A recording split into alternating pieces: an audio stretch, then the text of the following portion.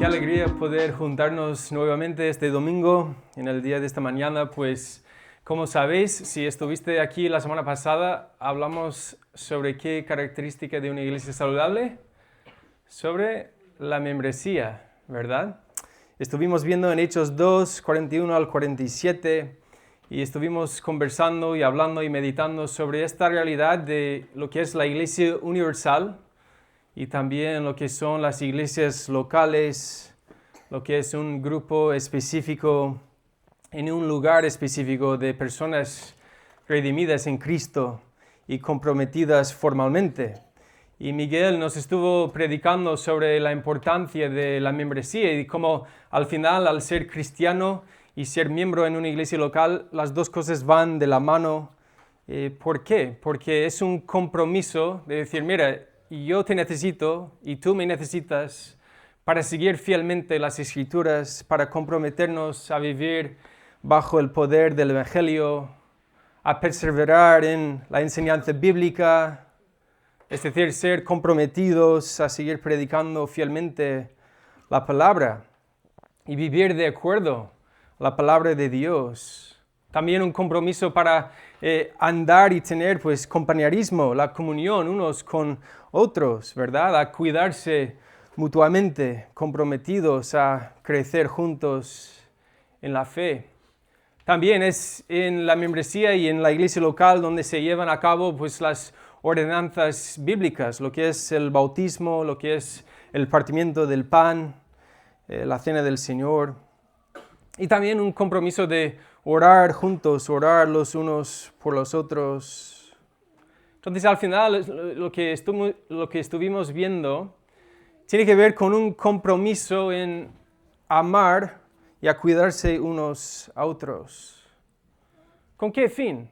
Pues podemos recordar diferentes pasajes bíblicos, por ejemplo en Efesios 4:12, a fin de perfeccionar a los santos para la obra del ministerio, para la edificación del cuerpo de Cristo. Pero también podemos reconocer la importancia de la membresía en Hebreos 12:13, para que ninguno de vosotros se endurezca por el engaño del pecado. Por el engaño del pecado. Entonces, al final, queremos seguir profundizando en diferentes características de una iglesia saludable, porque al final queremos vivir y hacer todo lo que hacemos. ¿Para qué? Para la gloria de Dios. También para dar testimonio del poder del Evangelio, para seguir transformando vidas como las nuestras. Para que el mundo pueda observar y responder en adoración también a Cristo. Entonces, cuando estuvimos hablando acerca de ese compromiso, sabemos que se formaliza cuando la iglesia afirma la profesión de fe de alguien, ¿verdad? Es decir, la propia iglesia, como Miguel estaba destacando, no es que la iglesia te salva, obviamente no. La salvación es por gracia, por medio de la fe, pero lo que la iglesia hace cuando uno se hace miembro es afirmar esa profesión de fe. Es decir, mira, pues tu profesión de fe parece ser válida, según tus propias creencias y también según tu estilo de vida. Y ya desde entonces existe una responsabilidad de parte de la iglesia de dar supervisión y cuidado espiritual a ese cristiano. Entonces, en esta mañana queremos profundizar en lo que es la membresía en la iglesia local, pero ¿de qué manera? Queremos preguntarnos, vale, está bien que hemos hecho este compromiso formal entre nosotros para ayudarnos mutuamente, pero ahora tenemos que preguntarnos, pero ¿cómo vamos a protegernos unos a otros? ¿Cómo debemos cuidar de la iglesia y del nombre de Cristo? Entonces, en esta mañana queremos considerar la importancia de la disciplina en la iglesia, la disciplina eclesial. Es decir, la disciplina según los estándares bíblicos. ¿Qué es la disciplina de la iglesia? ¿Por qué es importante? Jorge en la bienvenida destacó que es un tema, creo que utilizó la palabra, un tema bello o bonito. No sé si es tu misma percepción, Quizás te choque esta idea de la disciplina y dices, madre mía, ¿de qué vamos a ver hoy? Pues quiero empezar reconociendo que hay dos pasajes principales, aunque se ve el concepto bíblico de la disciplina en diferentes lugares, al final en toda la Biblia, ¿no? Pero hay dos pasajes principales. Uno es este que vamos a ver en esta mañana, Mateo 18, y el otro pasaje principal que vamos a hacer referencia un poquito tiene que ver con 1 Corintios 5, ¿vale? Este pasaje que vamos a ver en esta mañana, Mateo 18, versículos 15 al 20, no nos va a decir absolutamente todo en cuanto a la disciplina. Incluso en esta misma predicación no vamos a poder considerar y profundizar en cada detalle y cada aspecto de la disciplina. Más bien lo que vamos a ver en esta mañana es un poquito el proceso, ¿vale? Pero también quiero animaros a, por ejemplo, podéis leer en casa luego 1 Corintios 5, viendo un escándalo en la iglesia local y cómo respondió la iglesia, un poco cómo les daba igual, digamos. Hubo una gran indiferencia hacia ese pecado y Pablo les está exhortando y animando a reconsiderar su postura en cuanto al pecado. Entonces, vamos a orar y luego entrar en este pasaje, Mateo 18, y considerar y meditar sobre estas verdades en esta mañana. Dios, gracias por permitirnos reunirnos nuevamente en esta mañana, Señor, y gracias por traer tanta claridad a nuestras vidas, Señor, incluso hablando de un tema bien complicado, bien difícil, incluso muy rechazado por parte de nuestra sociedad hoy en día, lo que es la disciplina, Señor. Yo te pido que nos ayudes a ver la belleza de la disciplina, la importancia de la disciplina, también la necesidad de la disciplina y sobre todo pues el propósito de todo esto, Señor. Así que guía este tiempo, Señor, que sea para nuestra edificación y para tu gloria. Así que oramos en el nombre de Cristo. Amén. Pues vamos a hacer un poquito de trabajo previo antes de llegar a Mateo 18.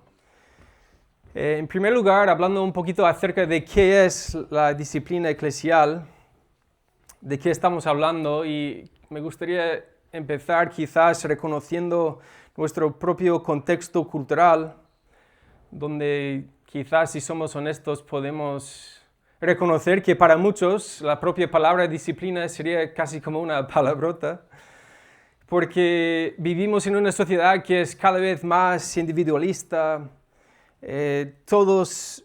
Prácticamente todos hacen lo correcto bajo su propio estándar. Hoy en día hay poca corrección, hay poca disciplina.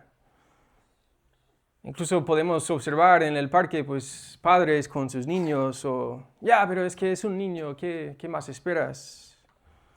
Déjale, no hace daño a nadie. Realmente seguimos viviendo según Jueces 21-25, donde cada uno hacía lo que bien le parecía. Entonces empezamos con esta realidad. Y incluso pues para traerlo más cerca a cada uno de nosotros, yo reconozco que quizás todos los que estamos aquí tenemos diferentes perspectivas en cuanto a la disciplina. Quizás para algunos de vosotros la disciplina de la iglesia es algo totalmente nuevo, quizás nunca ni siquiera has escuchado acerca de la disciplina en la iglesia.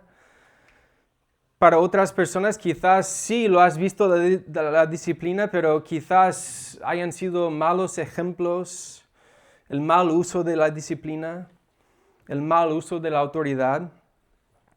Quizás para algunos de nosotros hemos visto y experimentado la verdadera importancia de la disciplina y cómo incluso es de gran bendición, tanto para la iglesia como para la persona en disciplina.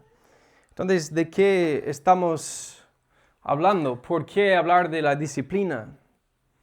Básicamente, si volvemos a esa idea de que cuando uno se hace miembro y la iglesia está afirmando la profesión de fe de esa persona y diciendo, sí, mira, esta persona afirmamos que es cristiano, pues ¿qué pasa si de repente esa persona deja de vivir como un cristiano?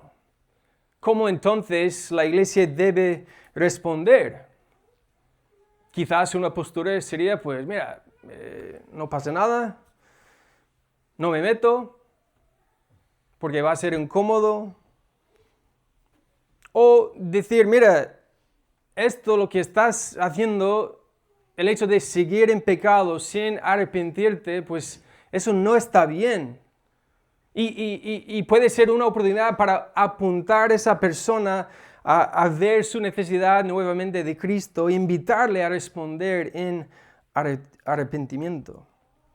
Es que curiosamente en la historia de la iglesia ha habido, bueno, quizás seguramente más que dos, pero voy a destacar dos salvaguardas para la iglesia local. Y una de ellas es el propio bautismo de creyentes, es decir, que la iglesia reconoce que solo aquellas personas que han nacido de nuevo forman realmente parte de la iglesia.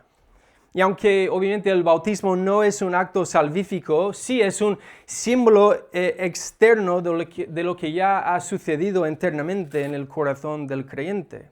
Entonces, es por esta razón que como práctica nuestra iglesia, pues es un requisito para la membresía, porque estás identificándote públicamente con Cristo como seguidor suyo. Pero otras salvaguardas de la iglesia es la disciplina.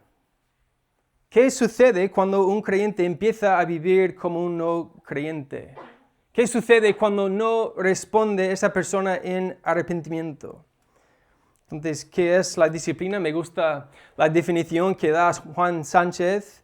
La disciplina es un método de rescate al pecador.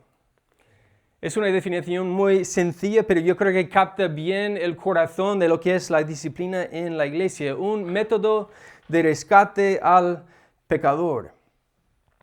Entonces, aunque seguimos haciendo este trabajo previo antes de llegar a Mateo 18, me gustaría invitaros a considerar y reflexionar sobre, al final, la disciplina es algo que empezamos a ver bien temprano en las Escrituras. Podemos regresar a los patrones que encontramos en Génesis 1 y 2, cuando Adán y Eva pues moraban en la presencia de Dios, pero debido a su desobediencia hubo consecuencias, ¿verdad? Y entonces en Génesis 3 vemos cómo fueron sacados del huerto. Dios mismo los sacó del lugar de su presencia. Y no solamente sucedió con Adán y Eva, sino también ese mismo patrón continuó con el pueblo de Israel. Dios, al darles su ley, no eran capaces de cumplir la ley, pero la ley seguía siendo el estándar, ¿verdad? Entonces, cuando rompieron la ley, pues también fueron exiliados. Pero ¿qué es? ¿Dónde encontramos esperanza en las Escrituras? Pues Jesús, nuestro Señor y Salvador, viene a rescatar a su pueblo para que pudieran morar con Dios para siempre. Entonces, ahora en el nuevo pacto, si una persona sigue en pecado sin arrepentimiento, es decir, si una persona sigue en desobediencia sin responder en arrepentimiento, pues también son sacados de esa comunidad.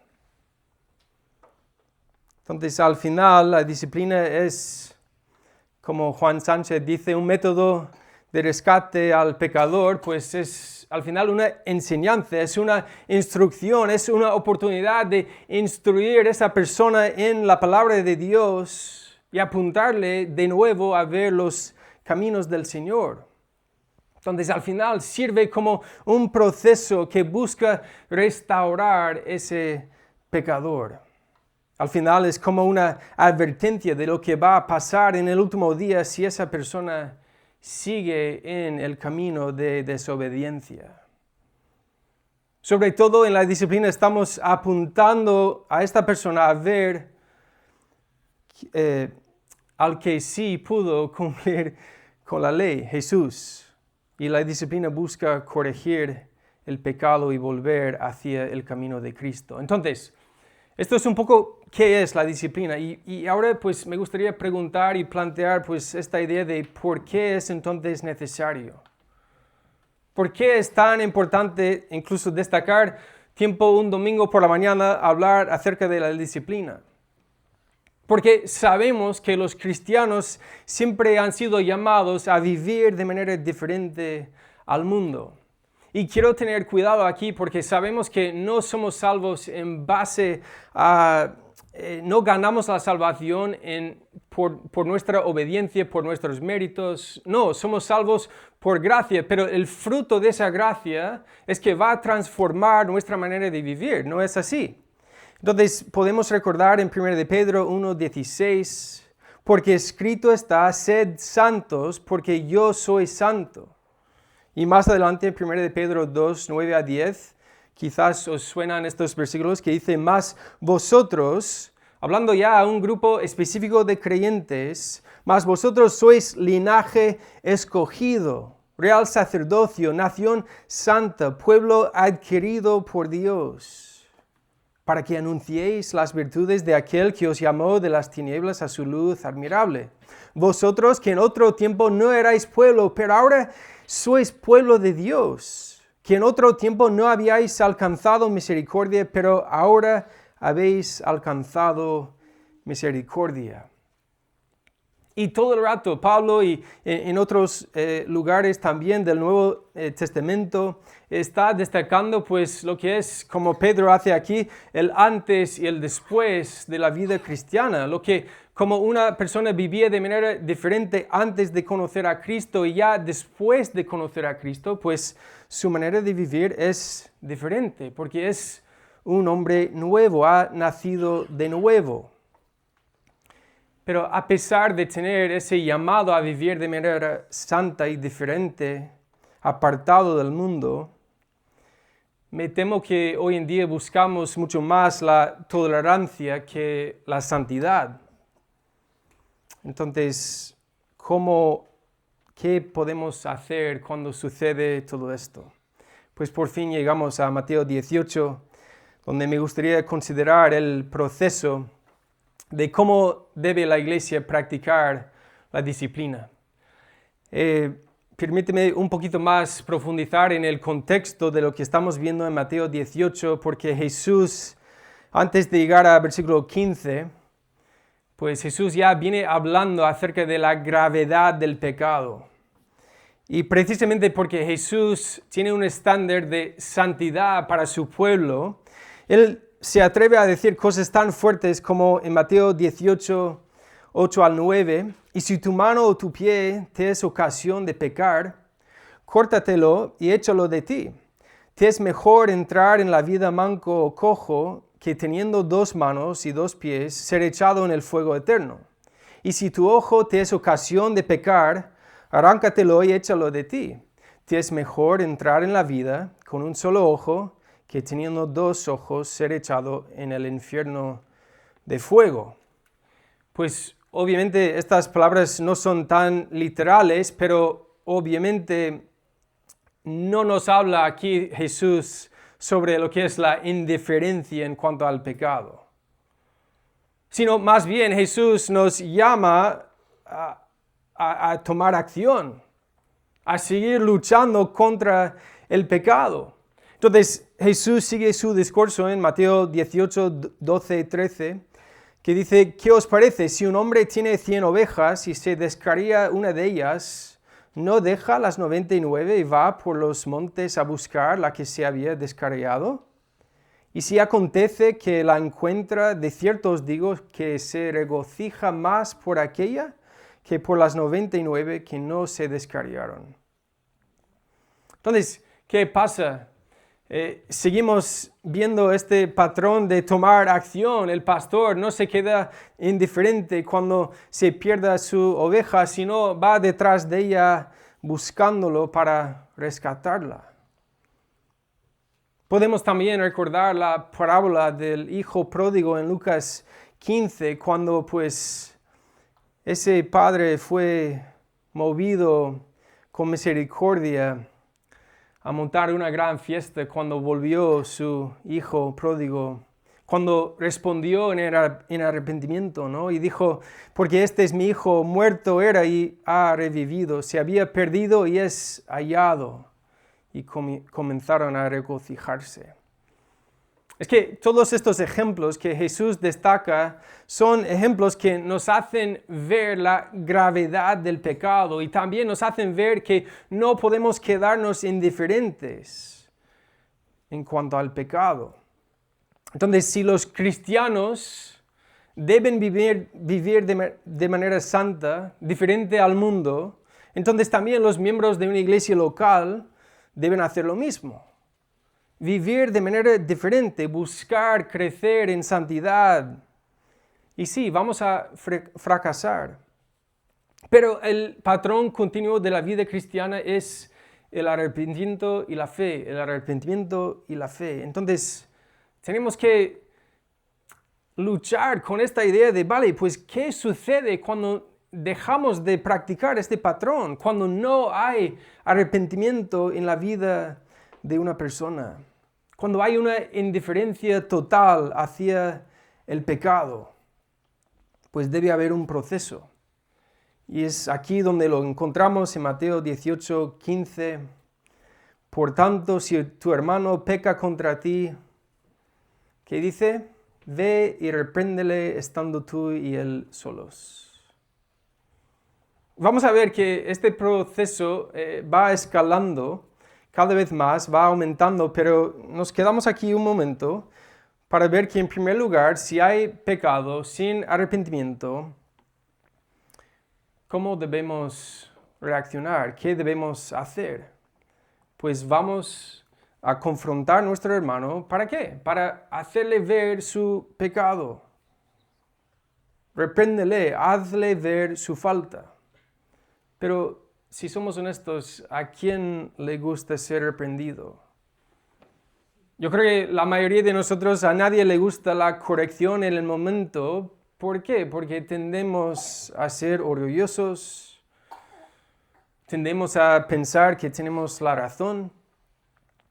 Pero, ¿qué es lo que sucede? A veces, cuando empezamos este proceso de buscar restaurar a nuestro hermano, que supuestamente es cristiano, pues hay la posibilidad, cuando vamos a donde él, pues ¿qué puede suceder? Que él dice, mira, muchas gracias por ayudarme a ver mi pecado y pues sí, quiero responder en arrepentimiento. Y si sucede así, si te oyere, pues, ¿qué dice? Has ganado a tu hermano. Gloria a Dios. Ahí el proceso termina, Dios es glorificado, pero tenemos que ver que el propósito de ir a donde nuestro hermano es precisamente para ganarle, para mantener la unidad. Estamos viendo la belleza del propósito de la restauración. Pero también Jesús nos dice que, mira, a veces no sucede tan fácilmente. Por eso en 16, más si no te oyere, toma aún contigo a uno o dos. Es decir que, mira, nuestro trabajo no ha terminado, hay que seguir trabajando para que en boca de 2 o 3 testigos conste toda palabra. Y déjame aquí, pues, invitarnos a considerar la sabiduría de ir con otros hermanos. Porque tenemos que reconocer que quizás si vamos a donde nuestro hermano, quizás nosotros hemos equivocado, ¿verdad? Quizás realmente ese hermano no ha caído en pecado, pero cuando ya hay un grupo de personas que están de acuerdo en ver pues los patrones de esta persona, que hay realmente pecado y no parece haber arrepentimiento genuino, pues hay sabiduría en ir con otros. Y no solamente sabiduría, sino un llamado de ir con otros, ¿verdad? Pero, por ejemplo, en Proverbios 3, 7, no seas sabio en tu propia opinión. Proverbios 11, 14, donde no hay dirección sabia, caerá el pueblo, mas en la multitud de consejeros hay seguridad. Entonces, al ofensor ya no tiene una sola persona señalando a su pecado, sino, en este caso, hay varios hermanos, pero el propósito sigue siendo el mismo. ¿Para qué? ¿Por qué vamos ahora con más? Para buscar la restauración de esta persona, para ganar a esta persona. Y en 17, si no los oyere a ellos, dilo a la iglesia. Y si no oyere a la iglesia, tenle por gentil y publicano. Los judíos habrían entendido gentil como uno que estaba fuera de la comunidad del pacto, y un publicano, pues, que eran los recaudadores de impuestos, representaban a los que habían traicionado la comunidad del pacto. Entonces, ya en esta tercera parte de este proceso, obviamente es la parte más difícil de la disciplina, es la parte más dolorosa en el proceso, porque sí, tenemos que enfrentarnos con esta realidad de que a veces a donde la disciplina en la iglesia llega es literalmente retirar una persona de la membresía y de la participación de la cena del Señor. Esta es la parte como más extrema, ¿no? Cuando la iglesia tiene que dejar de afirmar su profesión de fe, decir, mira, no podemos seguir afirmando tu profesión de fe, no podemos seguir considerando a esta persona como un verdadero cristiano. Y cuando la iglesia practica este proceso, no quiere decir que realmente no es salvo. La iglesia no está declarando 100% que esta persona es imposible que sea cristiano, pero bajo nuestra percepción, bajo las instrucciones que tenemos en las Escrituras, si un creyente no responde, si un supuestamente creyente no responde en arrepentimiento, pues es más bien un señal hacia un incrédulo que un creyente verdadero. Es difícil, es doloroso, pero queremos ver que todavía hay esperanza. ¿Por qué sacar a esa persona de la comunidad y no considerarle como miembro ni cristiano? Pues, ¿por qué tenerle por gentil y publicano? ¿Qué necesita un gentil y un publicano? Pues necesita el evangelio como cada uno de nosotros. Seguramente te parece chocante este proceso. Incluso, pues mira, sería mucho más cómodo no ensuciarnos las manos, no tratar de estos temas, solamente hablar del amor de Cristo, del perdón. Pero el pasaje continúa y creo que es importante porque tenemos que reconocer que Dios sí ha dado autoridad a la iglesia. Por eso dice en 18, de cierto os digo que todo lo que atéis en la tierra será atado en el cielo, y todo lo que desatéis en la tierra será desatado en el cielo. Aquí Jesús le dijo lo mismo a Pedro en Mateo 16, 19, 2 capítulos anteriores. Esa misma autoridad que fue dada a Pedro ya es dada a toda la iglesia. ¿Por parte de quién? Por Jesús, la cabeza de la iglesia. Entonces, aquí utiliza un lenguaje de atar en la tierra, desatar en la tierra, esa idea de, pues, básicamente excluir del reino o incluir en el reino. Y esto quiero decir nuevamente que no quiere decir que la iglesia pueda literalmente excluir a alguien del reino de Dios. Pero sí, la iglesia tiene la autoridad para evaluar la profesión de fe de una persona, y la iglesia tiene la responsabilidad de declarar las condiciones del reino de Dios. Es decir, que Jesús mismo está dando la autoridad a la iglesia para que hable en nombre del cielo. Entonces, es una oportunidad de predicar el evangelio nuevamente.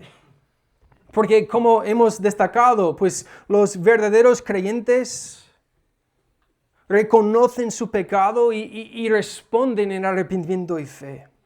Y el hecho entonces de no arrepentirse es más bien una muestra de la incredulidad. ¿Cómo termina este pasaje? Jesús dice otra vez, os digo, que si dos de vosotros se pusieran de acuerdo en la tierra acerca de cualquier cosa que pidieran, les será hecho por mí. por mi Padre que está en los cielos, porque donde están 2 o 3 congregados en mi nombre, ahí estoy yo en medio de ellos. Muy a menudo se saca estos versículos de contexto, porque el contexto aquí tiene que ver con lo que estamos viendo en esta mañana, de la disciplina en la iglesia. No es aquí una promesa de que Dios vaya a hacer todo lo que queramos. Es más bien una promesa de la fidelidad de Dios para acompañarnos en estos difíciles procesos disciplinarios. Cuando la iglesia hace su trabajo de practicar la disciplina según los estándares bíblicos en amor, con el deseo de apuntar el pecador a Cristo para restaurar a esa persona, pues entonces la iglesia puede contar con la seguridad de la sabiduría y dirección de Cristo. De hecho, es la manera en que la iglesia está haciendo su trabajo. Y cuando este proceso se lleva a cabo siguiendo estas instrucciones bajo la autoridad de Cristo, que dice, ahí estoy yo en medio de ellos. Es decir, que aparte de ser un trabajo bien difícil y sí complicado y sí incómodo, tenemos la afirmación de que Cristo está acompañándonos, supervisando y aprobando este proceso cuando lo llevamos a cabo basado en el Evangelio. Entonces, si esto es el proceso que no nos dice todo, tenemos que tener cuidado porque no hemos hablado de, obviamente, si vamos a confrontar a nuestro hermano, nosotros no dejamos de pecar. Tenemos ya una viga en nuestro propio ojo. Entonces, por eso también hay que ver el balance de todo esto y por eso os he dicho que no tenemos el tiempo suficiente para profundizar en cada aspecto de la disciplina, pero sí queremos afirmar el llamado y también la belleza de practicar esto, pero ¿para qué? ¿Para qué? ¿Para qué? ¿Cuál es la meta final de todo esto? Incluso seguramente puedes tú pensar en algunas razones como algunas iglesias que no practican la disciplina. Sí, hay algunas razones para no practicar la disciplina, pues dando excusas de como, mira, es bien complicado, mira, es muy incómodo. Quizás esas iglesias no han visto la disciplina practicada bíblicamente. Quizás piensas, ya, pero es que ¿qué van a pensar los demás? No, es que aquí queremos mostrar la gracia. Sí, obviamente queremos mostrar la gracia incluso en la disciplina, pero la gracia no es ser indiferente hacia el pecado. Quizás puedes pensar en una excusa de, mira, pero también no debemos juzgar, ¿no es también un principio bíblico? Sí, Mateo 7:1 dice, no juzguéis para que no seáis juzgados, pero ¿qué pasa en ese ejemplo que hemos citado antes en 1 Corintios 5? Acaba en 1 Corintios 5 en 12 y 13 diciendo, ¿no juzgáis vosotros a los que están dentro? Porque a los que están fuera Dios juzgará. Quitad pues a ese perverso de entre vosotros. Sí, son palabras fuertes, pero practicamos la disciplina en amor, con gracia, para apuntar a esa persona a volver al camino de Cristo. Y si no hay arrepentimiento, pues lo más saludable para esa persona y para la iglesia es darle esa advertencia y sacarle. Ahora, si llegamos a sacar a alguien de la membresía de la iglesia, para nada estamos diciendo que esa persona no puede volver a los cultos. Incluso es el contrario, animamos a esa persona. Mira, te estamos advirtiendo que no podemos asegurar ni afirmar tu profesión de fe, pero te animamos a volver a los caminos de Cristo. Entonces, claro, a veces quizás dices, pero es que no me apetece, ¿quién soy yo para corregir? Pero hermano en Cristo, déjame decirte que hay demasiado en juego para quedarnos indiferentes. Por el propio bien de la persona, queremos ir con amor y ayudarle a ver su pecado. Por el nombre de Cristo, por la reputación de la iglesia ante el mundo. Entonces, vale, si hay algunas razones para no practicar la disciplina, ¿cuáles son entonces algunos motivos para sí practicar la disciplina siguiendo estos patrones bíblicos? Pues porque merece la pena por amor a tu hermano en Cristo, por amor a la iglesia, por amor al mundo que también nos observa. Lo hacemos para la gloria de Dios, para la propia salvación de esta persona, para la santidad de la iglesia, para la unidad en la iglesia local, para el testimonio de la iglesia. Dice en Santiago 5, 19 al 20, hermanos, si alguno de entre vosotros se ha extraviado de la verdad y alguno le hace volver, sepa que el que haga volver al pecador del error de su camino salvará de muerte un alma y cubrirá multitud de pecados. Gloria a Dios. Pues a la hora de aplicar pasajes así, obviamente podemos caer en diferentes extremos. Un extremo sería, pues, mira, rechazamos por completo la idea de disciplinar, no disciplinamos en esta iglesia. O el otro extremo sería, pues, mira, bien abusar de la disciplina, abusar de la autoridad de la iglesia y pues tratar la disciplina pues fuera de esas pautas bíblicas, incluso llegando al abuso físico, emocional o incluso sexual, tristemente.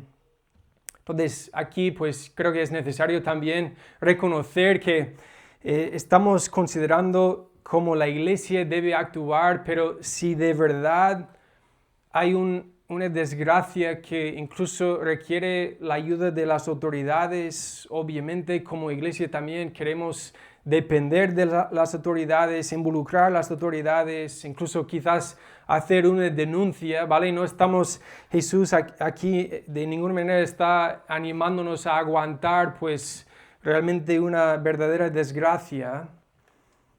Entonces, incluso si tú estás en esta mañana experimentando pues algo realmente peligroso, pues te animamos a hablar con alguien.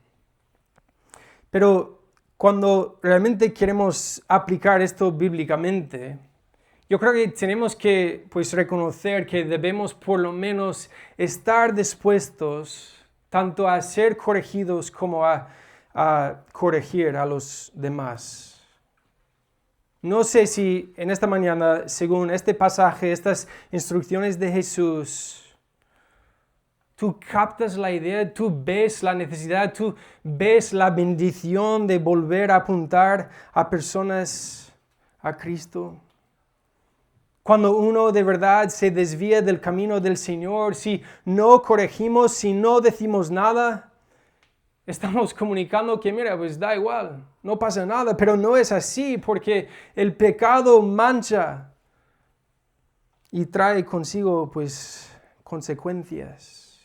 Entonces, si tú aquí en esta mañana eres cristiano, estás dispuesto a ser corregido, estás incluso dispuesto a, pues sí, abrazar lo que es incómodo y ir donde tu hermano y confrontarle. Al final todos somos pecadores, por lo que todos deberíamos aceptar la instrucción y corrección. Dice en Proverbios 9, 8 a 9, no reprendes al escarnecedor para que no te aborrezca, corrige al sabio y te amará. Da al sabio y será más sabio, enseña al justo y aumentará su saber. Curiosamente, no nos dice Mateo 18 absolutamente todo de cómo debe ser este proceso, pero incluso si te fijas, no se fija pues plazos definidos, donde podemos operar bajo pues la paciencia. Y yo creo que si seguimos estos patrones, este proceso, y una persona pues va mostrando pues arrepentimiento, obviamente pues somos pacientes, tenemos paciencia. La meta de todo esto no es ir pues buscando con cuán rápido podemos sacar a alguien de la membresía, ni siquiera queremos llegar a ese punto, ¿no? También pues la Biblia habla acerca de los pastores, cómo deben velar por la santidad de la iglesia, apacentando la grey de Dios que está entre nosotros, cuidando de ella, no por fuerza, sino voluntariamente. Entonces, por lo menos en esta mañana queremos considerar esta oportunidad de escuchar a nuestro hermano, si alguien de verdad se acerca a nosotros para ayudarnos a apuntarnos a Cristo y regresar a sus caminos. ¿Cómo no? Por lo menos darle gracias a esa persona, aunque incluso no estás de acuerdo en esa primera instancia. Oye, gracias por mostrar tu preocupación por mí. Pues para acabar, simplemente me gustaría decir que yo creo que hemos visto suficiente esta mañana para confirmar que la disciplina eclesial es algo bíblico. También es una manera en que podemos volver a predicar el evangelio de la gracia y buscar pues la salud de la iglesia y cuidar del testimonio de la iglesia ante al mundo que nos observa. Y también pues sirve como una advertencia a los pecadores que no responden en arrepentimiento, pues sobre una advertencia de un mayor juicio venidero. Sobre todo hacemos esto para proteger el nombre y la reputación de Jesucristo. Entonces, déjame decir antes de orar y terminar, si aquí estás en esta mañana y no eres ni cristiano, no eres cristiano, déjame decirte que la disciplina eclesial es ya algo para los cristianos. Entonces, en esta mañana lo que tú necesitas, el no creyente, no es ser disciplinado, sino queremos apuntarte a ver tu necesidad de Cristo, porque tú eres una persona que ha revelado en tu corazón, ha experimentado rebelión en tu corazón hacia Cristo. Has pecado, pero Cristo, el único que cumplió la ley de manera perfecta, que fue obediente a su Padre, murió en nuestro lugar para ofrecernos vida eterna con Él por medio del arrepentimiento y la fe. Entonces, si no eres cristiano, lo que necesitas es Cristo en esta mañana y te invito a responder en arrepentimiento y fe.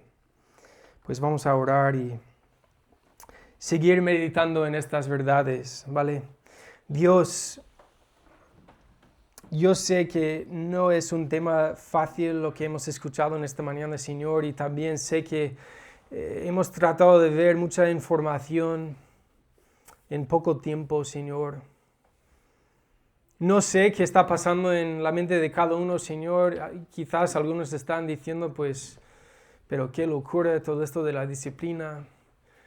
Yo prefiero simplemente, pues, quedarme con lo que es el amor.